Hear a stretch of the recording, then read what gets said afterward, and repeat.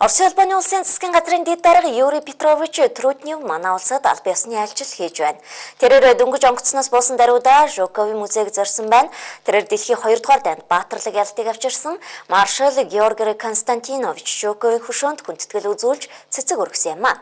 За үүний дараа маршал Жуковын музейд зочилж хүндэт зочны дэвтэрт гарын үсэг зурж мөн музейн үйл ажиллагаатай танилцсан байна. За гэвч Оросын албаны улсын засгийн газрын дэд даргын ажлын айлчлалын зорилго бол 2 орны төрийн тэргүүдийн айлчлалын үеэр үзгэлсэн ажил хэрэгүүд шийдлийн засгийн газрын үед хэрхэн үргэлжлэх вэ гэсэн асуудал юм а. Оросын албаны улсын засгийн газрын дэд дарга Юрий Трутнев айлчлалынхаа эхний өдөр засгийн газрын тэргүүн болон Монгол улсын шадар сайдад бараалгах төлөвлөгөөтэй ирсэн. Мөн өдөртөө тэрээр төрийн ордон зочилж Монгол улсын шадар сайтаа уулзсан юм.